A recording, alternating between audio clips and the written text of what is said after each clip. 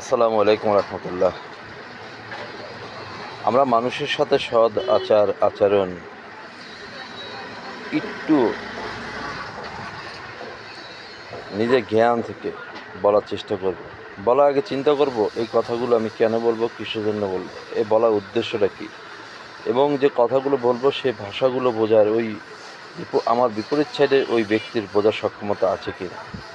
দেখা যাচ্ছে আমরা অনেক সময় অনেকগুলো কথা বলে ফেলাই, এবং সেই কথা অনেক সময় কৌশলগত কথা এবং ধরন নিয়ে বিভিন্ন অ্যাঙ্গেলে কথা বলে থাকি।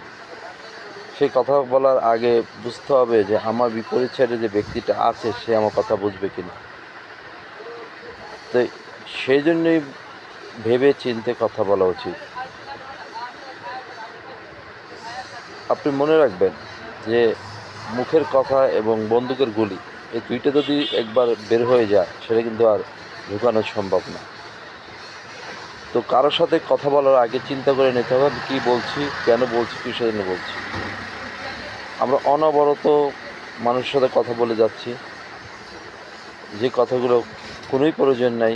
গল্পের ছলে হোক, আড্ডা ছলে হোক, কারণে হোক, অকারণে হোক, আমাদের সে একটা প্রবণতা আছে। সেটা হয়েছে যে আমি গ্রামের ছেলে, ছোটোবেলা দেখে আসছি যে আমরা দুজন কথা বলতেছি, পাশে একজন দাঁড়ালো, সে কিছু বুঝলো না বুঝলো মাঝখান থেকে সে কথা ধরে কথা বলা শুরু করলো।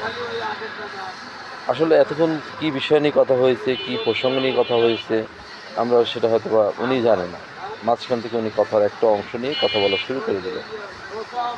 এটা আমাদের প্রচলিত ধারা, এটা হয়তো আমিও করি বা আপনিও করেন। মনে রাখতে হবে যে এই কথা তাৎপর্য কী। সবচেয়ে ভালো কারো কথা মাঝখানে না ঢোকা, শোনা।